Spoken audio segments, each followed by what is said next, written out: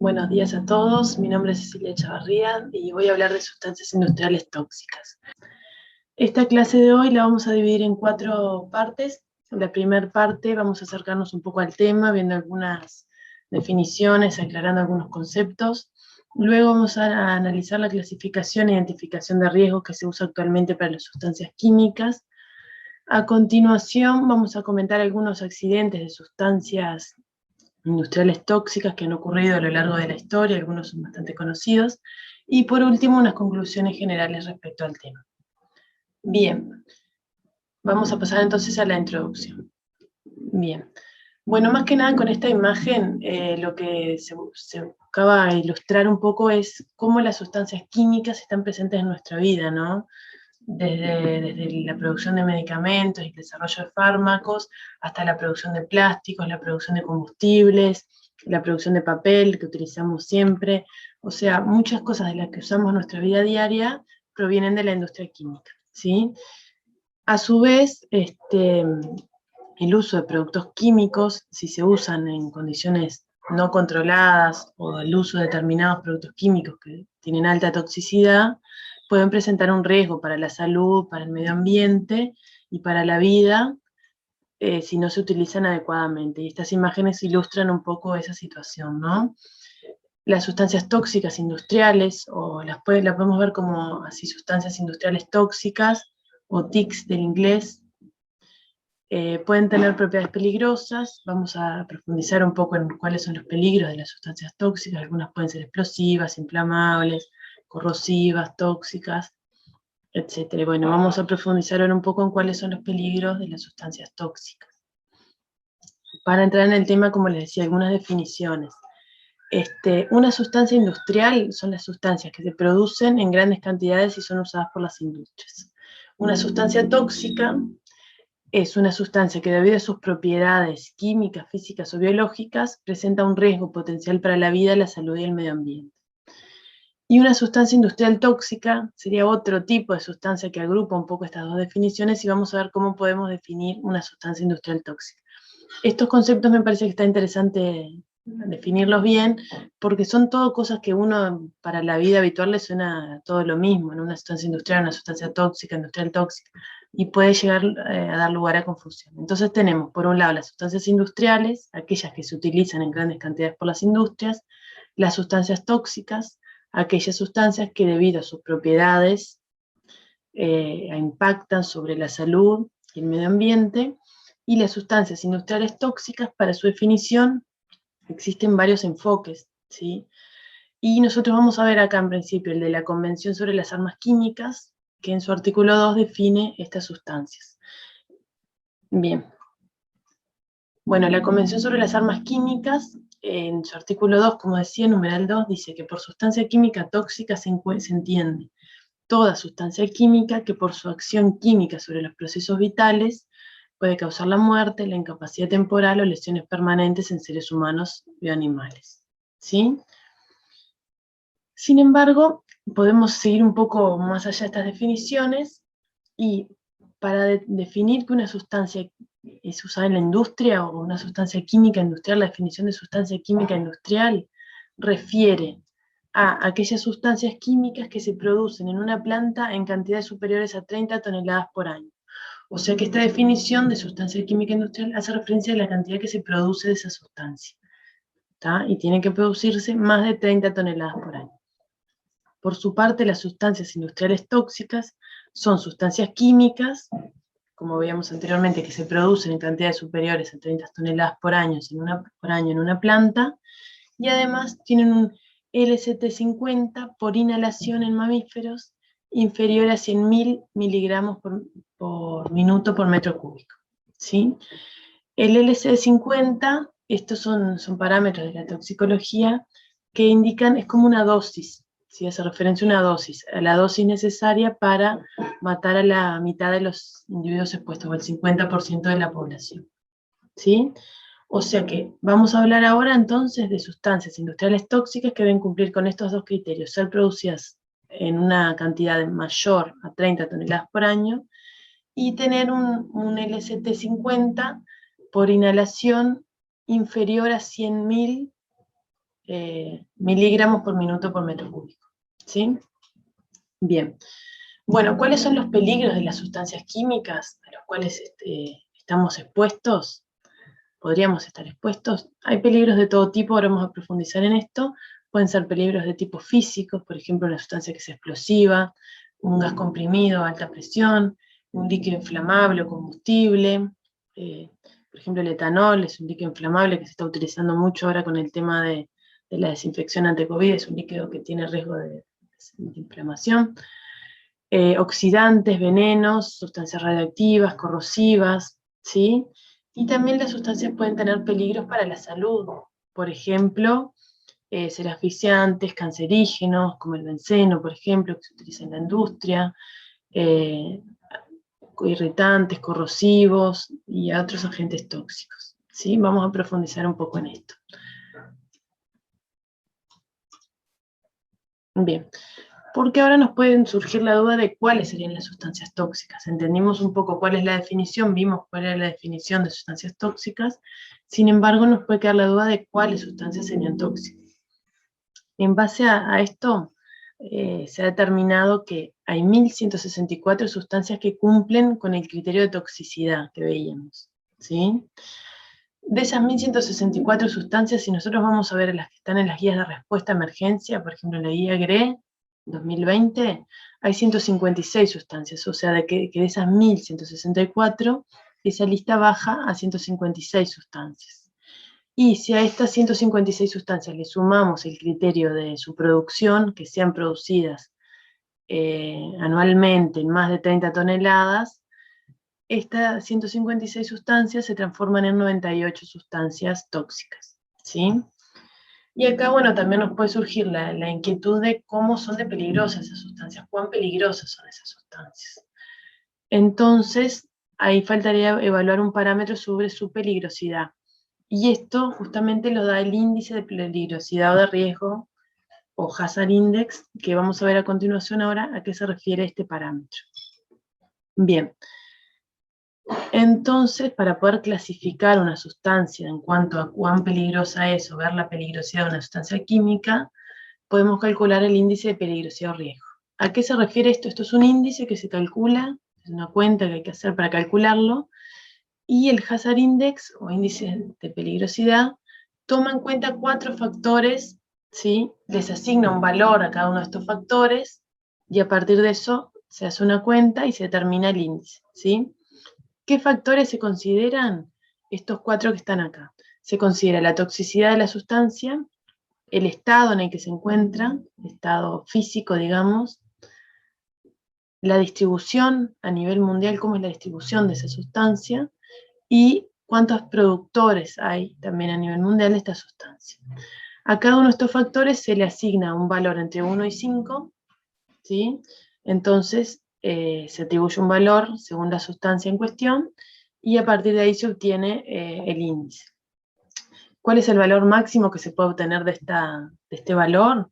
Es 5 a la 4, ¿no? 625. ¿Por qué? Porque si yo a cada uno de estos parámetros le asigno un 5, después voy a tener que multiplicar 5 por 5 por 5 por 5, y el valor máximo que puedo obtener para ese Hazard Index es de 625. ¿Está? No sé si lo dije, pero el índice de peligrosidad entonces se construye. Luego que tenemos el valor que se le atribuyó a cada uno de estos factores, se multiplican todos los factores y ahí se obtiene el valor del índice. Bien. Vamos a ver un poco más sobre estos factores que componen el Hazard Index, ¿no? Veíamos que era la multiplicación, se obtiene multiplicando estos 4 factores. La toxicidad para este cálculo se obtiene del valor de IDLH, ¿sí? Es un valor también de la toxicología que dice inmediatamente peligroso para la vida y la salud, esto es por sus siglas en inglés, y el valor de IDLH se expresa en partes por millón generalmente. ¿Está? Esto refiere a la toxicidad que tiene una sustancia química, se refiere a la concentración de una sustancia química que puede soportar un individuo expuesto a esa sustancia durante 30 minutos sin tener un impacto en su salud, un impacto irreversible en su salud. ¿Está? Y da una idea de la toxicidad que tiene la sustancia. Bien, entonces tenemos, esto es un manual que se los dejo después en la bibliografía, donde saqué esta tabla para que lo puedan consultar si hay interés. Esta es una tabla donde dice cómo atribuir el factor. Le pongo 5, le pongo 4, le pongo 3, cómo sé qué factor le tengo que atribuir a cada uno de estos parámetros. Entonces en esa tabla dice que si la toxicidad de mi producto que yo quiero evaluar, el hazard index, tiene un IDLH menor a 1, le pongo 5. Si, por ejemplo, miramos acá, si el valor de IDLH está entre 11 y 100, se le atribuye un 3 al parámetro de toxicidad, ¿sí? Y así con el resto de los parámetros. Por ejemplo, si miramos el estado, acá te dice la presión de vapor en torr, que es una unidad de presión, ¿sí? Y te dice que si la sustancia de interés está en estado gaseoso, se le atribuye un 5. Sin embargo, si está en estado líquido y tiene una presión de vapor menor a 10 torr, se le atribuye un 1. ¿Tá? Y así yo puedo ir mirando y atribuyéndole un número a cada uno de estos factores. ¿Tá? Con respecto a la distribución la considera como es la distribución de la sustancia a nivel mundial. Si la distribución se da en más de 5 continentes, ese es el valor máximo, se le otorga un valor de 5. Si la distribución es solamente en 2 continentes, se le otorga un valor de 2. Y con respecto a la producción, esta tabla mantiene información actualizada de esta publicación del número de productores que hay en el mundo. Si para mi sustancia hay más de 100 productores a nivel mundial, se le atribuye el máximo valor. En cambio, por ejemplo, si hay 30, voy acá y digo, bueno, está entre 25 y 49. El valor que le tengo que atribuir al factor producción o productores es 3. ¿Tá? Y ahí se construye el índice de riesgo. Vamos a ver ahora un ejemplo, por ejemplo, para el cloro, ¿sí? Si vamos a buscar la información para el cloro, nosotros vemos que el cloro se distribuye en más de 5 continentes, por lo tanto se le atribuye el valor de 5. Hay más de 100 productores, por lo tanto también se le atribuye un valor de 5. Ahí nos vamos dando cuenta que es un compuesto bastante peligroso, ¿no? Porque tiene scores muy altos en cada uno de los parámetros. La toxicidad para el cloro está entre 1 y 10 partes por millón del IDLH, entonces esto hace que le tenga que atribuir un valor de 4, y se encuentra en estado gaseoso. Entonces se le atribuye un 5. Por lo tanto, bueno, estos son los parámetros que se obtienen para el cloro. ¿Tá? Vimos que tenía 5, 5, 4 y 5. Tengo que multiplicar todos estos valores para calcular el índice de riesgo, y ahí me da un valor de 500. Haciendo esta cuenta, esto me da 500. ¿Tá? Por lo tanto, es un número bastante alto, y esto nos habla, como decía, de la peligrosidad del cloro. Bien, esa puede ser otra duda que nos puede surgir. Bueno, yo tuve un número de 500, ¿esto es mucho, es poco? ¿Esto es una sustancia peligrosa, no es peligrosa? Acá hicimos una clasificación, esto también está tomado de un manual, donde dice que los compuestos que tienen alta peligrosidad son aquellos que tienen un índice de riesgo mayor o igual a 81, un valor mayor o igual a 81. O sea que vimos que el cloro está bastante por encima de este valor que nos había dado 500, está muy por encima de este valor, o sea que es una sustancia de alta peligrosidad. Las sustancias que tienen peligrosidad media son aquellas que tienen un índice de riesgo entre 81 y 35, y las que tienen baja peligrosidad son aquellas que tienen un índice de riesgo menor o igual a 35. Bien. Bueno, en esa misma publicación, que acá les dejo el link para que el que la quiera consultar, vemos que de las 98 sustancias que habíamos visto que eran peligrosas, que cumplían con los criterios de ser producidas en más de 30 toneladas por año, las podemos clasificar en 3 grupos, ¿no? Peligrosidad alta, media y baja. Y en estas listas, entonces, de esas 98 sustancias que teníamos inicialmente, 21 se clasifican como de alta peligrosidad, 41 de peligrosidad media y 36 de peligrosidad baja. ¿Sí? Acá es interesante un poco mirar esta lista. En las de alta peligrosidad vemos sustancias que son bastante de uso frecuente, el amonio, por ejemplo, en la industria, ¿no? El cloro, formaldehído, cloro de hidrógeno, ácido nítrico, ácido sulfúrico, ¿no? Dióxido de azufre. O sea, son sustancias que son de alta peligrosidad y que se utilizan habitualmente en la industria a nivel nacional. Por ejemplo, aquí en Uruguay, que no es un país muy caracterizado por un sector industrial tan fuerte, pero sí se usan estas sustancias. Por lo tanto, son cosas a tener en cuenta, digamos, cuando uno está trabajando en la respuesta ante emergencias. Bien. Vamos a pasar ahora entonces a la parte 2 de la clase que refiere a clasificación e identificación de riesgos. Bien, porque una forma de determinar también la peligrosidad de las sustancias químicas es clasificar los riesgos de determinadas maneras, ¿no? Vimos que el índice de Hazard Index, o el índice de peligrosidad o riesgo, era una forma de atribuirle un valor de cuán peligrosa es la sustancia. Sin embargo, hay otras formas también de determinar el riesgo de las sustancias, que sobre todo esto es muy importante para el transporte, ¿sí? Cuando se transportan sustancias peligrosas, ya sea vía marítima, vía aérea, vía terrestre, es importante que los riesgos queden claros y queden fácilmente identificables, ¿sí? Entonces, bueno, hay distintos criterios para la clasificación de los riesgos, ¿sí? Hay criterios que se toman en cuenta para el almacenamiento de sustancias químicas, no tanto para el transporte, sino para el almacenamiento en tanques estacionarios, ¿sí? Y ahí esos criterios de almacenamiento siguen la norma NFPA 704 de bomberos de Estados Unidos. Esta es la Agencia de Protección contra el Fuego americana, digamos, estadounidense. Después tenemos todas las normas de transporte, ¿sí? Que tienen varias cosas en común. Siguen la clasificación de sustancias químicas de Naciones Unidas, que agrupa las sustancias a 9 clases, que ahora lo vamos a ver. Y bueno, y tenemos el sistema de R europeo de placas, la Organización de Aviación Civil Internacional y la Organización Marítima Internacional también se basan en la clasificación de sustancias químicas de Naciones Unidas y la identificación que le asignan a las distintas clases de sustancias químicas. También hay normas de tipo laboral, ¿no? Que identifican, por ejemplo, es la Organización de Salud Ocupacional de Estados Unidos, ¿sí? Que lo que hace también es asignarle, por ejemplo, concentraciones mínimas a las que deben estar expuestos, máximas, perdón, a las que deben estar expuestos los trabajadores durante una jornada laboral de 8 horas. Hay distintos parámetros que vienen de estas normas, ¿no? También están todas las normas ambientales de la Agencia de Protección Ambiental de Estados Unidos, se basan en estos criterios, y estas normas establecen sobre todo cuánto se puede, emisiones gaseosas, cuánto se puede emitir de una sustancia tóxica gaseosa al ambiente, cuánto se puede volcar en los ríos, qué tratamientos se deben hacer a los desechos industriales, por ejemplo, un montón de cosas más vinculadas a toda la parte ambiental. Y luego tenemos todos los lineamientos de salud de la Organización Mundial de la Salud y la Organización Panamericana de la Salud, donde hacen referencia a los riesgos de las sustancias químicas y su impacto en la salud, digamos, están orientadas en ese sentido.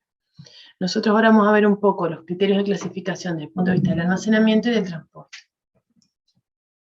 Bien, con respecto al almacenamiento, como les decía, se sigue la norma NFPA 704 de la Asociación de Protección contra el Fuego estadounidense, y acá lo que se hace es, se clasifican los riesgos en un rombo, donde se le asignan 4 colores, y cada color está vinculado a un riesgo o da una información sobre el riesgo, ¿sí? Acá tenemos un cuadrado azul, ¿sí? Donde dice el impacto en la salud, ¿sí? de esta sustancia química. Y también le pone un número de 0 a 4, 0 sería sin riesgo, y 4 sería mortal. O sea que de ahí tenés como toda una escala de riesgo. Y acá se pone un número, vamos a ver algunos ejemplos, se pone un número. Si es una sustancia muy peligrosa, se le pone el número 3, por ejemplo, acá. La parte roja, superior roja, es otro cuadrado rojo que dice, habla de la inflamabilidad, ¿tá? ¿Cuán inflamable es la sustancia? De vuelta, se pone 0, no se inflama, no es inflamable, y tiene distintos rangos. Por ejemplo, si le pone el número 2, se inflama debajo de 93 grados Celsius. Si le pone el número 4, es inflamable debajo de 25 grados Celsius, o sea que esto constituye un peligro mayor. Bien, el cuadrado amarillo refiere a la inestabilidad de la sustancia, o cuán estable es, ¿sí? 0 quiere decir que es estable, y 4 quiere decir que puede detonar, ¿tá? Sin embargo, el número 3 indica que puede detonar en caso de choque o calentamiento. 2 quiere decir que es inestable en caso de cambio químico violento, y 1 es inestable en caso de calentamiento, ¿tá? Y la parte blanca indica algunos peligros especiales, por ejemplo, si es oxidante, se le ponen las letras OX, si es corrosivo, COR, y también pueden ver acá una W tachada que indica no usar agua. ¿Sí? Acá se indican, a veces no dice nada y a veces indica algunos peligros especiales si es que la sustancia lo estuviera.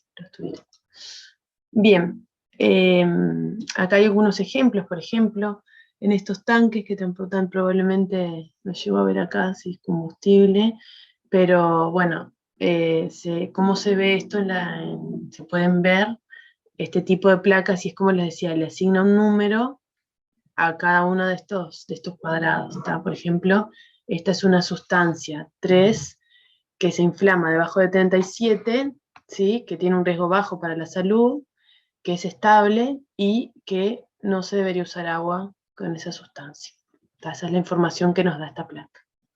Bien, seguimos entonces. Otro criterio que veíamos para la clasificación de identificación de riesgos es los criterios de transporte. Cómo se identifican el transporte de sustancias químicas peligrosas o tóxicas. Para eso está el sistema de R europeo para transporte terrestre, y lo que hace acá se rotulan y se marcan las unidades de transporte. ¿Tá? Con estas etiquetas, ¿sí? Que refieren, como decía, a las distintas clases de compuestos químicos en las que clasifican las Naciones Unidas, que ahora la vamos a ver una por una a continuación. Otra cosa que aparece en los camiones, por ejemplo en el transporte terrestre, son estas placas que se basan en el número de las Naciones Unidas. ¿Sí? Bien, como les decía, estos sistemas de identificación por placas se basan en la identificación con el número ONU, que es un número que se le asigna a cada sustancia en particular, ¿sí? Y arriba se pone el número de clase a la que pertenece este compuesto, esta sustancia química, en la clasificación de las Naciones Unidas. Por ejemplo, si miramos esta placa, es la clase 3.3, esto nos dice que es 3, es la clase de líquidos inflamables, y 3.3 son aquellos líquidos inflamables cuyo punto de inflamabilidad es alto. Entonces esto nos da una idea que es inflamable, que tiene un punto de inflamabilidad alto, y además, si nos quedan dudas o para especificar más qué tipo de sustancia es, podemos mirar en el número ONU, y ahí esto, por ejemplo, se podría buscar en la guía de respuesta GRE, por ejemplo, y podemos, a través del número ONU, identificar específicamente de qué sustancia se trata, en este caso el 1203, es para la nafta, ¿sí? Estas placas, bueno, siguen un cierto tipo de especificaciones, ¿no? De tamaño, color, ubicación, el transporte, etc. Bien. Bueno, entonces ahora un poco, ya que veníamos hablando del tema, vamos a mirar cada una de las clases de las Naciones Unidas para sustancias peligrosas. ¿Tá? Como decía, son 9 clases, ¿sí? La clase 1 se identifica con estas etiquetas, ¿sí? Y son explosivos. Son explosivos con distintos riesgos, digamos, y eso lo divide en subclases. ¿Tá? La clase 1 son explosivos, y estas son las subclases.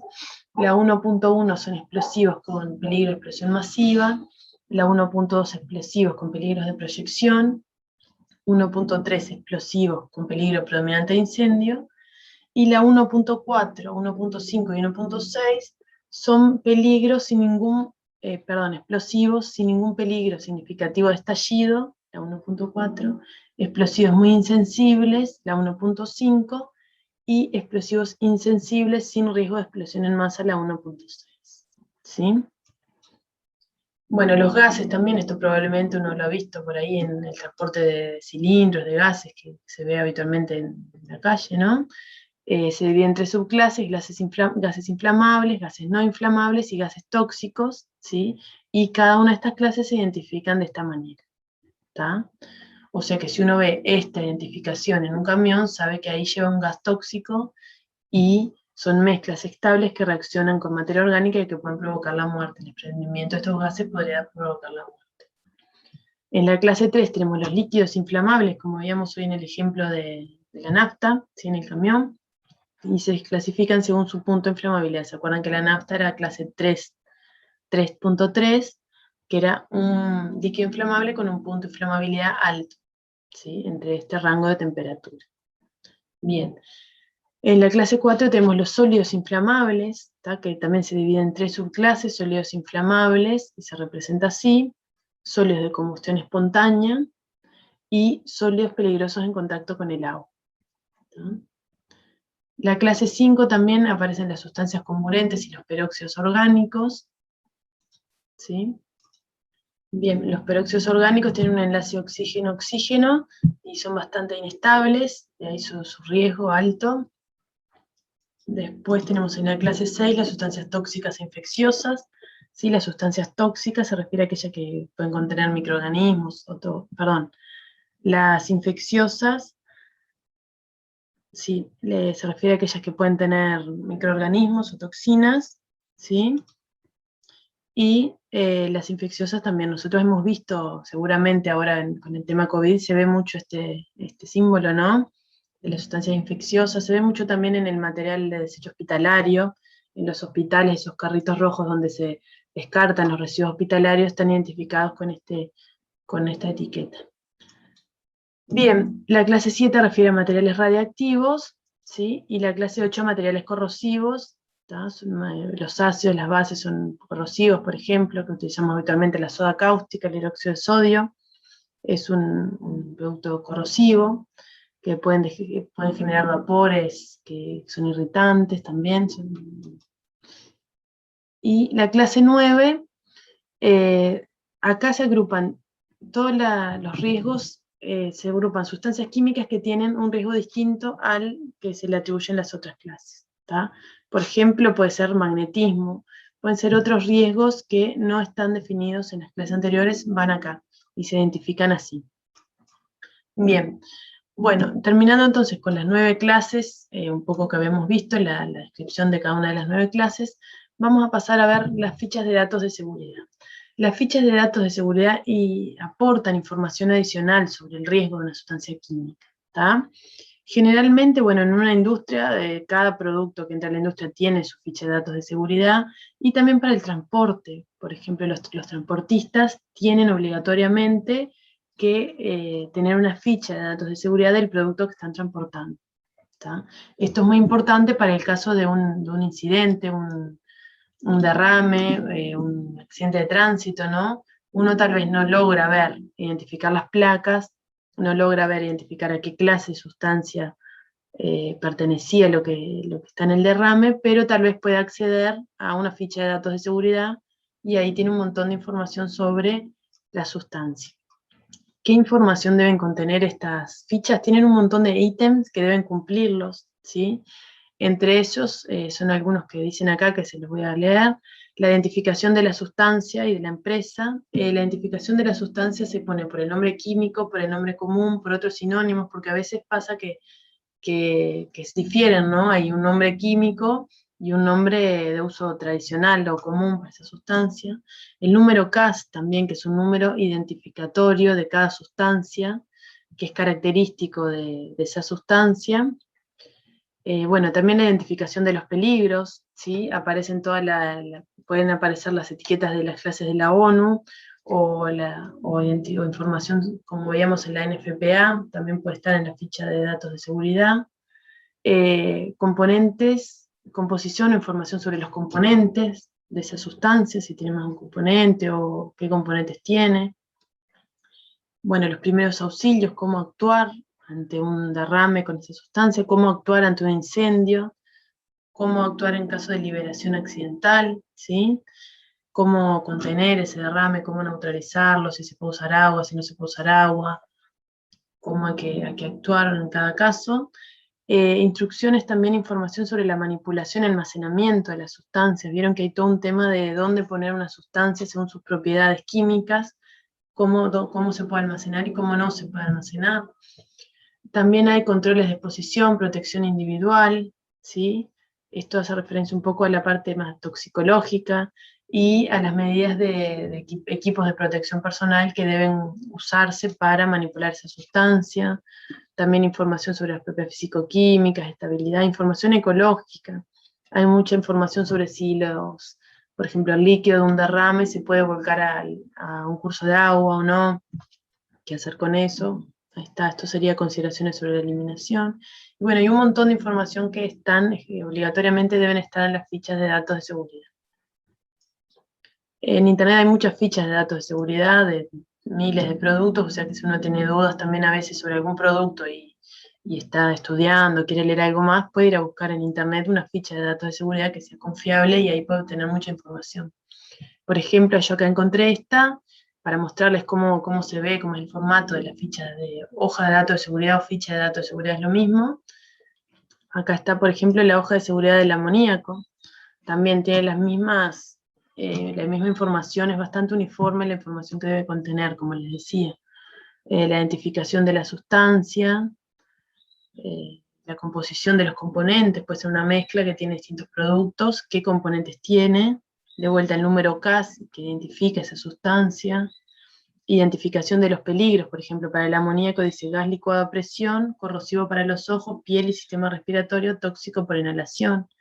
Los primeros auxilios que hay que hacer, si una persona estuvo expuesta a amoníaco, por ejemplo, cuáles son los primeros auxilios que hay que tomar, qué medidas tomar en caso de un vertido accidental, o un derrame, o un escape, cómo se manipula, controles de exposición y equipo de protección personal, también esa información está. Y acá hay otra hoja de seguridad, que esta la quería mostrar solamente para ver un poco la peligrosidad de esta sustancia, es la arsina, que también se conoce con otros nombres, tridruro de arsénico, es un gas. Mira, ¿en qué se usa? Eso está bueno, eso también dice qué usos puede tener esta sustancia en la química analítica, para la síntesis. Y acá, bueno, si miramos los pictogramas que tiene estas sustancias, del sistema globalmente armonizado, tenemos un montón de riesgos asociados a esta sustancia, que nos habla un poco de la toxicidad que tiene, ¿no? Bien. Bueno, muy bien. Vamos a pasar entonces a la última parte de la clase, que vamos a comentar ahora algunos ejemplos de accidentes con sustancias industriales tóxicas. Bien. Ahí. Bien, bueno, como les comentaba, vamos a ver algunos accidentes típicos con sustancias industriales tóxicas. Un ejemplo que es muy conocido es el de Bhopal, India, ¿sí? Que ocurrió en 1984 en una fábrica de producción de pesticidas. Era una fábrica que era mitad capital estadounidense y mitad capital indio, y hubo una fuga de disocianato de metilo en esa fábrica. Se cree que la fuga se produce, hay distintas hipótesis que explicarían un poco este accidente, se cree que se produce en tareas de mantenimiento y limpieza de la planta, ¿sí? Donde el agua a presión utilizada arrastró algunas impurezas metálicas, algunas sales, y el agua alcanza el gas. Eso hace que se sobrepasen algunas válvulas de seguridad y el gas sale de la planta, de la atmósfera, ¿no? Y el isocianato de metilo es bastante tóxico y, bueno, al descomponerse en la atmósfera produce distintos gases como el fosgeno, ácido cianhídrico, un montón de gases tóxicos que vemos la alta toxicidad que tienen, y bueno, y eso desencadena la alta cantidad de muertos, que es imponente. Se cree que en la primera semana luego de esta fuga del isocianato hay entre 6.000 y 8.000 muertos. Luego yo leí por ahí que en la siguiente semana se suman 12.000 muertos más, y terminan afectando a 600.000 personas este accidente. O sea que es algo tremendo, ¿no? Cómo una sustancia tóxica puede terminar en una tragedia como esta. Y otro accidente que es también conocido es el que ocurre en Irán, en Teherán, en 2004. Es la explosión de un tren que venía con productos químicos, tenía ácido sulfúrico, gasol, distintos compuestos químicos en sus vagones, todos juntos, ¿no? Todo mezclado.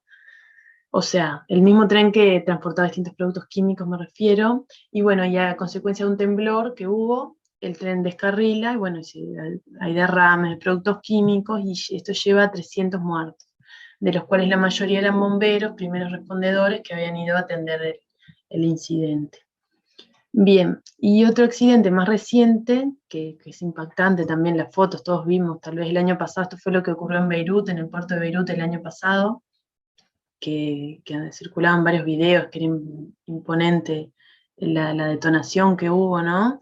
Una explosión de nitrato de amonio, parece que en el puerto de Beirut tenían confiscadas judicialmente unas 2.750 toneladas de nitrato de amonio, que por orden judicial desde 2014 estaban en el puerto, y bueno, y eso, determinados factores hicieron que eso explotara, y bueno, al ser tanta cantidad de nitrato de amonio, la explosión fue tremenda, y también dio como saldo 202 muertos, 6.500 afectados, y todavía hay 9 personas desaparecidas.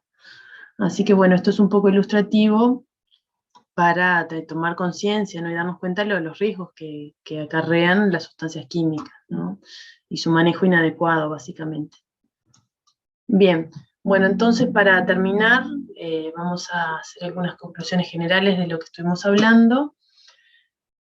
Podemos comentar, como veíamos recién con los ejemplos, que los accidentes industriales representan una grave amenaza para la población civil, ¿sí? Como vimos con los ejemplos de Beirut, de India y de Irán.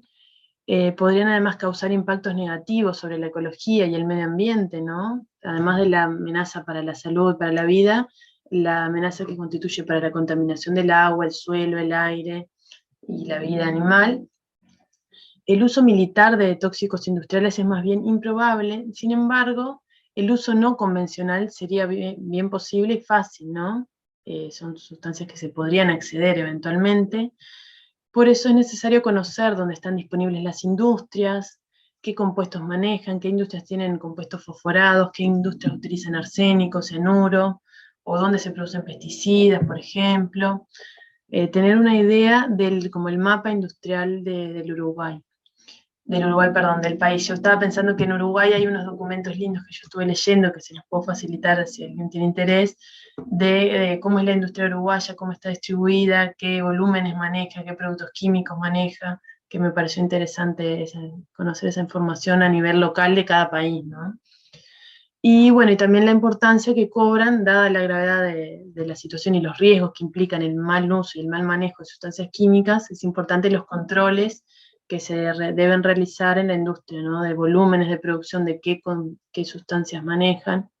Eso cobra una importancia fundamental en este contexto. Bueno, aquí les dejo una bibliografía que está buena, donde pueden obtener más información. Esta es una guía de un instituto americano también. Este también es un material que está interesante sobre tóxicos industriales. Y en este link se puede ver en el CDC unos datos de respuesta a emergencia para cada uno de los compuestos químicos. Está bueno porque lo organiza por compuesto químico. Entonces uno puede buscar el compuesto y ahí hay un montón de información de cada compuesto químico. Bueno, para finalizar, desde ya agradezco nuevamente al CINCI, a Andrea García, la invitación a participar en este curso, y bueno, quedo a disposición por cualquier duda, consulta, y bueno, gracias a todos por su atención. Gracias.